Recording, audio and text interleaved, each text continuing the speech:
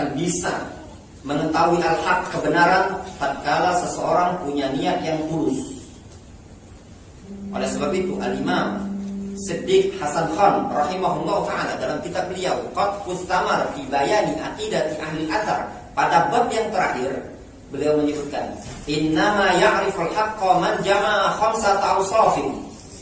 Al-awwal al-ikhlas wal fahmu wal insaf, wa rabi'uha wa huwa aktsaruha fuqdanan wa aqalluha wujudan al-hirs ala ma'rifatil haqq wa syiddatud da'wa ilaihi. Kata Siddiq Hasan Khan, sesungguhnya orang yang akan mengetahui perkara yang benar, al-haq, adalah orang yang bisa mengumpulkan pada dirinya 5 perkara. Yang pertama al-ikhlas, ada sifat ikhlas pada dia. Penting ikhlas dalam masalah niat.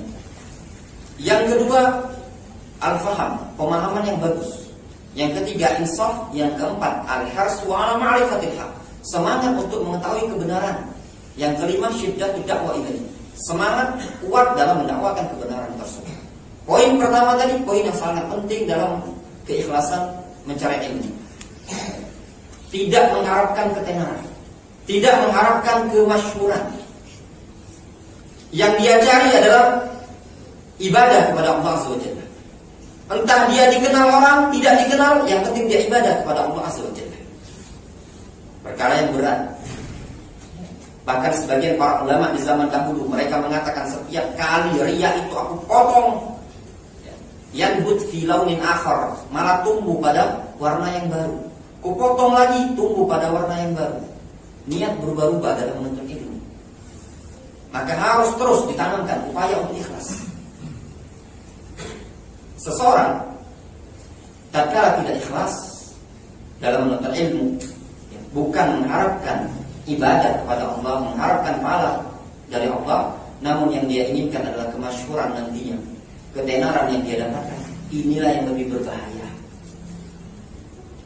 Rasul alaihi salatu wasallam menyebutkan dalam sebuah hadis, bagaimana hadis yang diriwayatkan oleh Imam Ahmad An-Nasa'i dari Ka'ab bin Malik Al-Ansari radhiyallahu anhu, disahihkan oleh Syekh Muqbil bin Hadi Al-Wadi dalam kitab As-Sahih Musnad bima laysa fi sahihain. Kata Rasulullah sallallahu alaihi wasallam, "Madi bani ja'ian ursila fi ghanamin bi afsadalaha min hirsil mar'i 'ala al-mali wa syarafi lidini."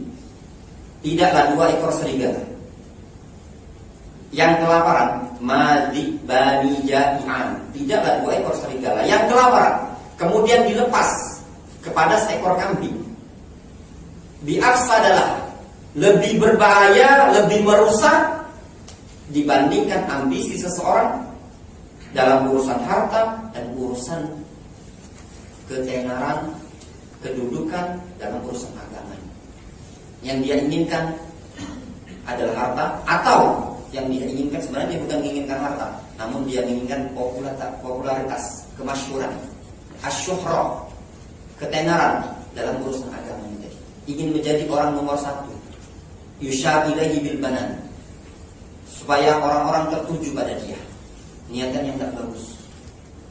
Rasulullah SAW menyebutkan dalam sebuah hadis, "Ma'akhafu alaikum asyirku wa syahwatul khafiyyah." Sesuatu perkara yang paling aku khawatirkan kepada kalian adalah syirik dan asyahwa al-khafiyyah, syahwat yang tersembunyi samar. Al-Imam Abu Dawud As-Sijistani rahimahullah ta'ala, beliau mengatakan asyahwatul khafiyyah hubbur riyasah. Syahwat yang tersamarkan adalah suka kepemimpinan, ketenaran, senang dengan kedudukan, pengen dinomorsatukan.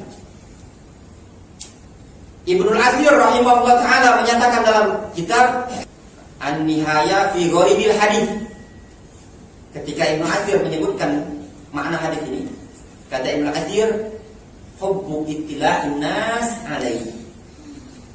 Makna syahwat khafiyah, senang orang-orang itu, dia ada kecintaan, ada kesenangan, orang itu tertuju pada dia, pengen dilihat oleh orang lain, supaya dia ini nampak.